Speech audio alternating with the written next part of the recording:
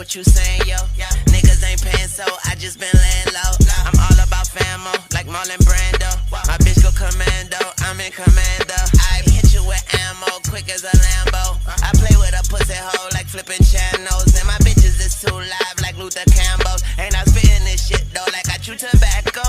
Shimmy, shimmy, yeah, shimmy, yeah. I'ma kick a nigga in his mouth, MMA. I'ma stick the semi in his mouth, kiss his face. I'ma lose the weight in the drought, Ricky Lake. I'ma get the white and put it out, imagery. I'ma fuck her sisters and her mom, Kim and Ye. They respect all my artistry like Hemingway, and they respect all of my emotions. That's What's up, everybody? It's your boy Mike Rashid. Just got finished training. I want to revisit my initial analysis of Mayweather and McGregor, because I was watching some old footage from the 70s, I believe, of Muhammad Ali and Ron Lyle, and I was like, wow, I see what Floyd just did. All right, before I get into it, since we're talking about Ali, y'all know how I feel about Ali. Ali's the reason why I ever wanted to box to begin with. He's the most charismatic, one of the most talented, and had the most character out of any fighter, any athlete. He's a phenomenal person, and I want to send a huge shout out to Audible because of them, I found an audio book about Muhammad Ali that I was able to listen to, and I just finished it a couple days ago. The book is called The Greatest Muhammad Ali in His Own Words, and you know, I want y'all to download this book and listen to this book, because you're gonna find out and learn things about Ali that, I mean, we didn't grow up in that era, so there's a lot of things that we don't know, that I didn't know, and y'all want to know this, because it's not just sports-related stuff. It's life, you know. It's seeing somebody who's willing to make a sacrifice, seeing somebody who has a huge platform use it for things other than himself, right? And his money and his self-interest, and that's it. I learned a lot from that book. It opened my eyes to a lot of things. But you can download it for free, and you can actually get a free 30-day trial by using my code. Giving y'all my code, I'm hooking y'all up.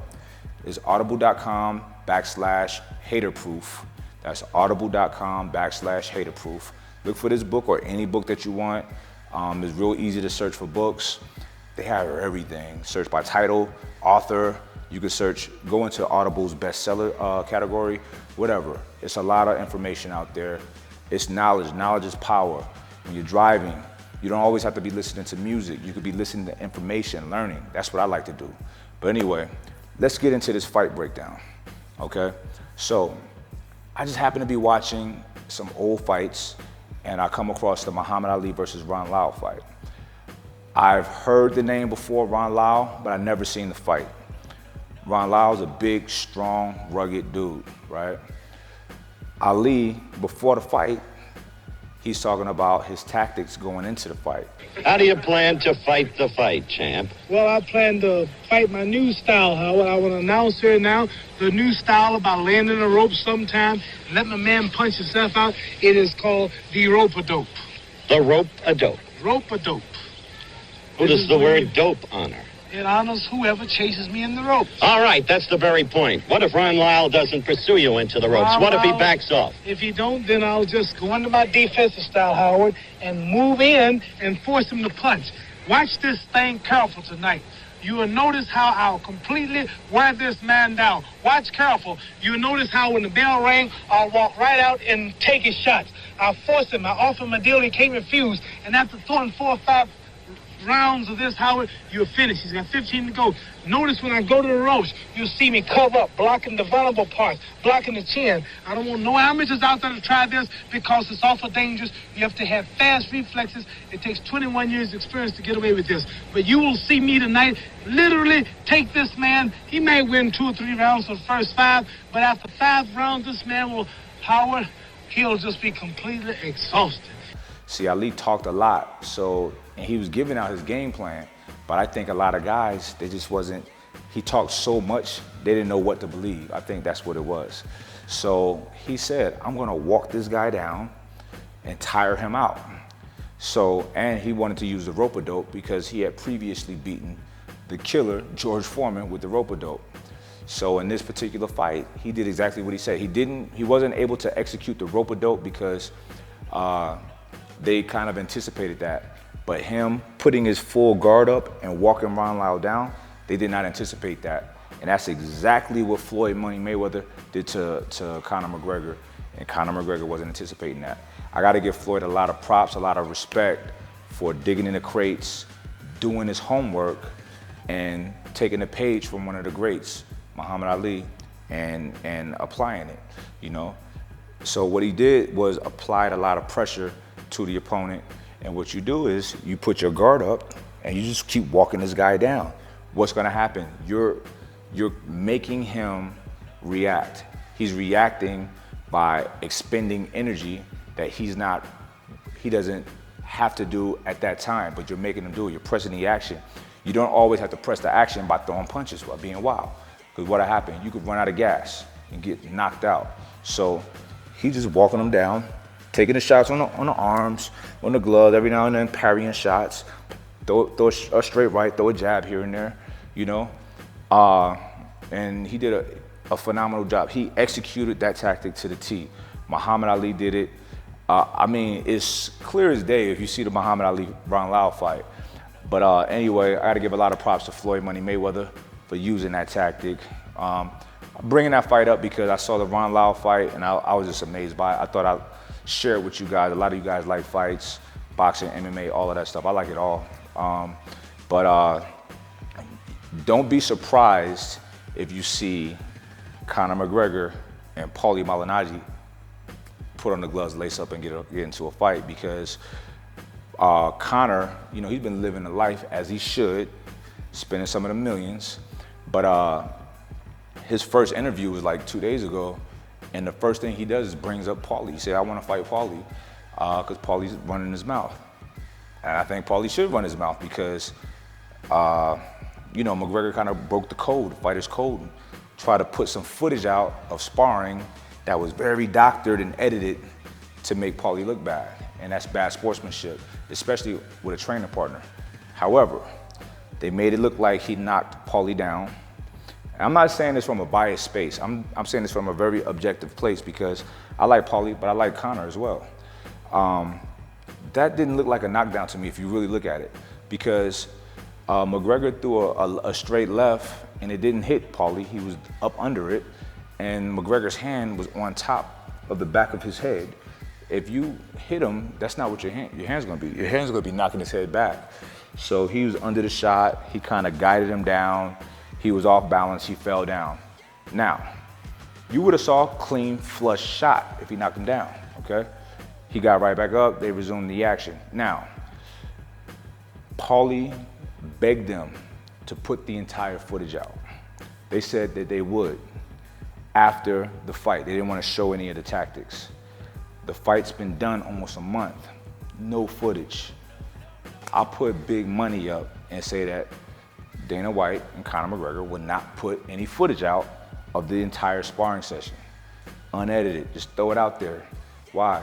Because they haven't done it yet. And they're not talking about it, you know what I'm saying? So, but I do think that fight is gonna happen because there's a lot of hype around that, and I would like to see that fight. We just had Triple G and Canelo. It's been a great year for boxing. That was an excellent fight. My dad and I watched it in Vegas. We wasn't at the fight. We watched it in the ballroom at the Aria. I was thoroughly entertained. That was one of the best fights I've seen in a long time. I gotta give Canelo a lot of respect, a lot of props for that. That judge, Adelaide Bird, a lot of people disagree with her scoring, but her scoring is her scoring. I don't think just because a scorecard is way off from what the majority of people think it should be, I don't think that means corruption. I don't think this lady's corrupt. I don't think she got paid out. There was no need for that. She saw it the way that she saw it. If you dig back into old interviews of her, she talks about how just because a guy is aggressive, that doesn't mean that he's winning in her eyes. And she is a judge. She has a right to judge it the way that she judges it.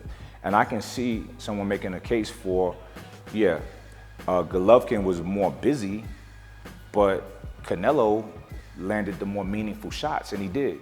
He was landing combinations, punches and bunches. Golovkin he has a phenomenal jab. He just kept jabbing, and trying to press the action. And Golovkin said at the end of the fight, you know, I want drama show, I want Mexican style fight. He wouldn't stand still. It's like, do you really want, just go hit a heavy bag. You know what I mean?